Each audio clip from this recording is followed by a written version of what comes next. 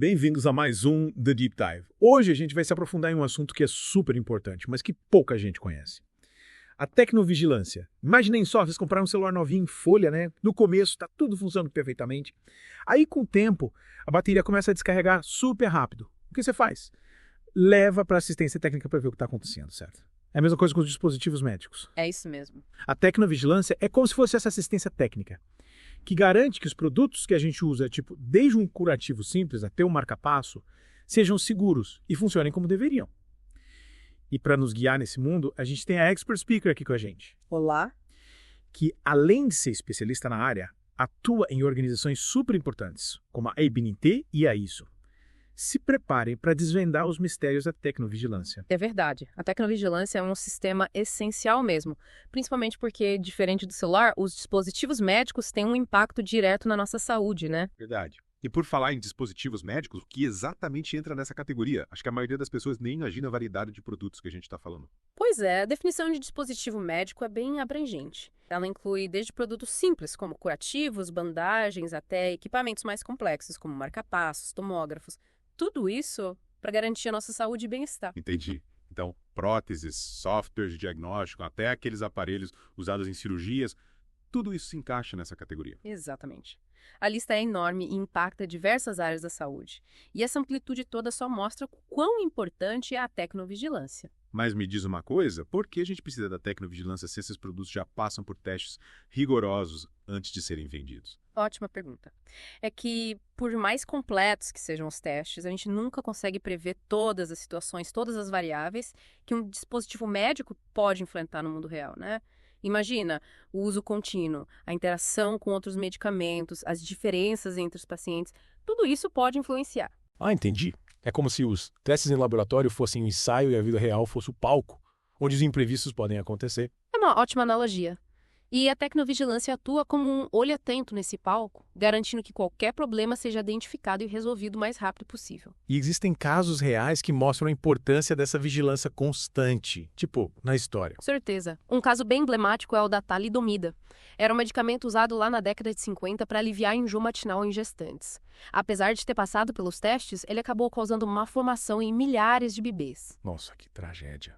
Isso mostra que a vigilância é realmente indispensável e como esse sistema funciona na prática, como esses problemas são identificados. A tecnovigilância se baseia na identificação e análise de dois tipos principais de ocorrências: as queixas técnicas e os eventos adversos. Queixas técnicas e eventos adversos. Isso. Uma queixa técnica é qualquer problema relacionado ao funcionamento do dispositivo em si. Por exemplo, um desgaste precoce de uma peça, uma falha na calibragem. Já o evento adverso é qualquer efeito negativo que o paciente pode ter por causa do uso do dispositivo. Então, se a bateria do meu marca-passo acabar antes do previsto, isso seria uma queixa técnica. Mas se eu tiver uma reação alérgica ao material do marca-passo, isso seria um evento adverso. Exatamente. Você entendeu perfeitamente a diferença. E a partir da identificação desses eventos, a tecnovigilância entra em ação para investigar as causas e tomar as medidas necessárias para proteger os pacientes. E quem pode reportar esses problemas? Só os médicos e os fabricantes. Na verdade, qualquer pessoa pode e deve reportar problemas com dispositivos médicos. Se você, como paciente, notar algo errado, comunique ao seu médico, ao fabricante ou diretamente à Anvisa. Sério, não fazia ideia que a minha participação era tão importante. E como a Anvisa, que é o órgão responsável por regulamentar esses dispositivos no Brasil, consegue monitorar tudo isso. A Anvisa trabalha em conjunto com várias instituições, formando uma grande rede de vigilância. Eles coletam dados de hospitais, profissionais de saúde, fabricantes e, claro, dos pacientes. É um trabalho bem complexo, mas fundamental para garantir que os dispositivos médicos sejam seguros e eficazes. Falando em Anvisa, qual é o papel dela na tecnovigilância? A Anvisa atua em várias frentes. Ela analisa os dados de eventos adversos, investiga as causas dos problemas e toma medidas para evitar que novos casos aconteçam. Essas medidas podem ser desde alertas para a população até o recolhimento de produtos com defeito do mercado. Entendi. É como se a Anvisa fosse um xerife da saúde pública, garantindo que os bandidos, no caso, os dispositivos médicos com problema, não causem danos à população. É uma boa analogia. E para fazer esse trabalho, a Anvisa conta com um sistema chamado Tríade Sanitária, que envolve 3 pilares: registro, tecnovigilância e inspeção. De sanitária. Sim. O registro garante que só produtos seguros e eficazes cheguem ao mercado. A tecnovigilância monitora esses produtos depois que eles já estão sendo vendidos e a inspeção verifica se as empresas estão cumprindo as normas de fabricação e controle de qualidade. Nossa, que sistema completo. E quando a Anvisa identifica um problema, como ela age para proteger a população? Depende da gravidade. Em alguns casos, ela emite alertas para profissionais de saúde e pacientes com orientações sobre os riscos e as medidas a serem tomadas. Em situações mais graves, ela pode suspender a venda ou recolher o produto do mercado. Parece que a Anvisa tem um papel fundamental na garantia da nossa segurança. Mas, na prática, como tudo isso se aplica, gostaria de ouvir alguns exemplos reais de eventos adversos e como a tecnovigilância atuou para resolver esses problemas. Tem algum caso interessante para começar? Claro, lembra da diferença entre queixa técnica e evento adverso. Vamos começar com um caso que ilustra bem um evento adverso. Imagine a seguinte situação. Um paciente faz uma cirurgia e recebe uma prótese de quadril. A cirurgia é um sucesso, mas, alguns meses depois, o paciente começa a sentir dores intensas na região da prótese. Após exames, descobre-se que a prótese está liberando partículas metálicas no organismo, causando inflamação. Nossa, que situação. E o que aconteceu depois? Como a tecnovigilância resolveu esse problema? Mas antes de você responder, vamos fazer uma pausa rápida para um recado.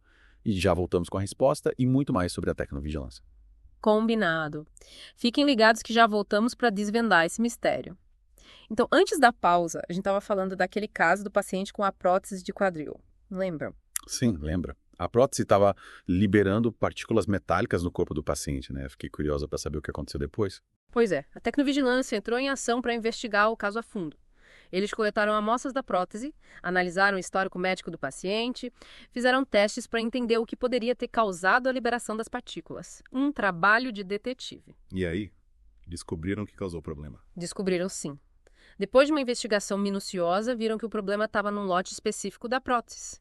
Tinha um defeito de fabricação, as partículas metálicas eram liberadas por causa de um desgaste prematuro do material da prótese. Caramba!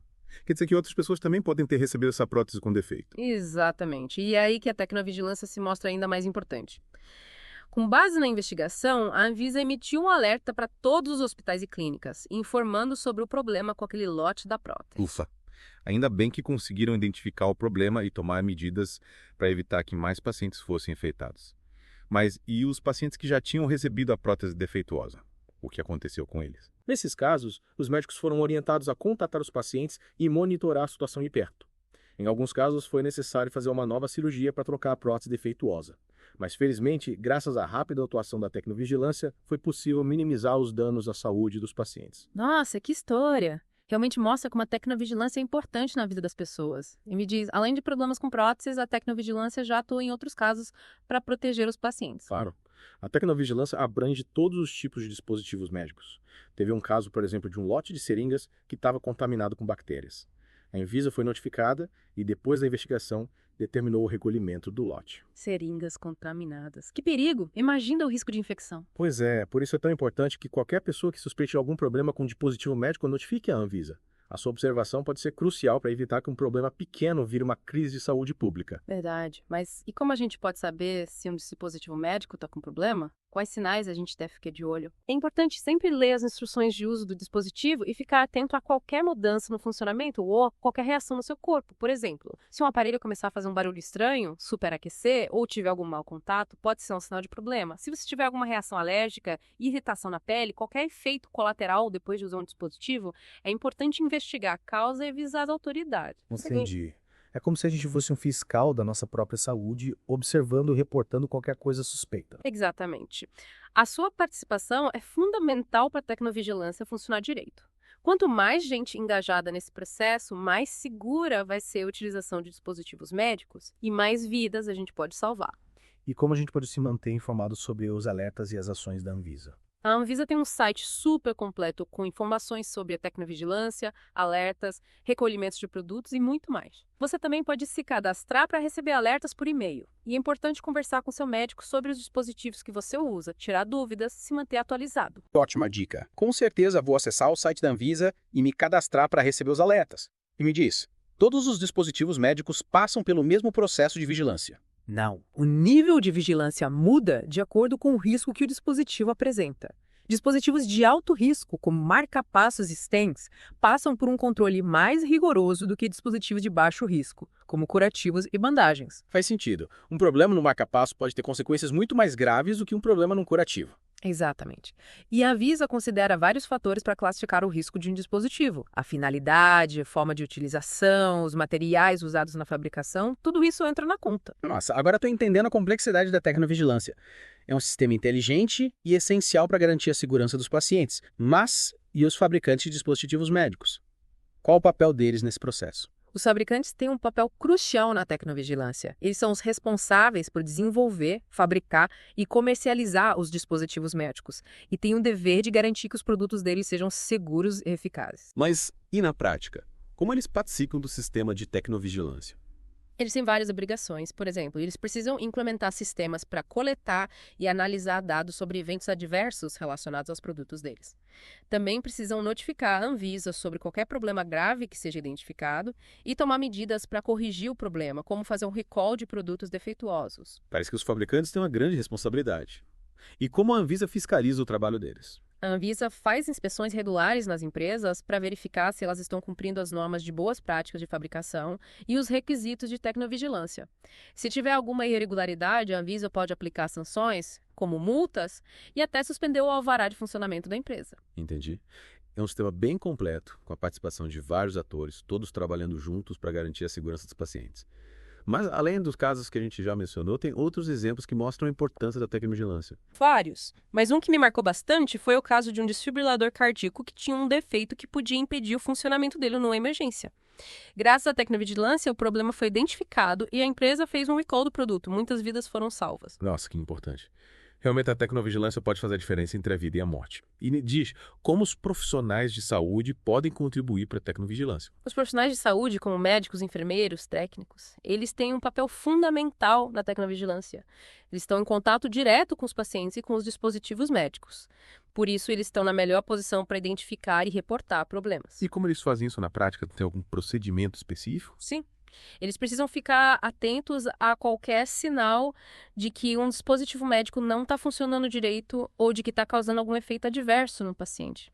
Se eles suspeitarem de algum problema, eles notificam a Anvisa pelo sistema Notivisa, que é online, específico para registrar esses eventos e queixas técnicas. Ah, entendi. Os profissionais de saúde são como os olhos da Anvisa nos hospitais, ajudando a identificar e monitorar os problemas. Exatamente. A participação deles é essencial para garantir a segurança dos pacientes. Quanto mais profissionais engajados na tecnovigilância, mais rápido os problemas serão identificados e as medidas corretivas serão tomadas. E além de notificar a Anvisa, o que mais eles podem fazer para contribuir para a tecnovigilância? Eles podem participar de treinamentos sobre tecnovigilância para se atualizar sobre as normas e procedimentos. Também podem incentivar a cultura de notificação de eventos adversos nas instituições que eles trabalham, criando canais de comunicação e estimulando a participação de toda a equipe. Parece que a tecnovigilância é um processo contínuo que envolve a participação de todos, fabricantes, Anvisa, profissionais de saúde e até os pacientes. E que a conscientização e o engajamento de todos são fundamentais para garantir a segurança e eficácia dos dispositivos médicos. Com certeza. É um esforço conjunto para garantir que a tecnologia na saúde seja usada da melhor forma possível, sempre com foco na segurança e no bem-estar do paciente. E chegamos à parte final do nosso mergulho no mundo da tecnovigilância. Vimos como esse sistema funciona, a importância da participação de todos e até casos reais que mostram o impacto da tecnovigilância na vida das pessoas. Mas agora, quero focar em você que está nos ouvindo. Qual o seu papel em tudo isso? Como você pode contribuir para uma tecnovigilância mais eficaz? Essa é a pergunta de R$1 milhão.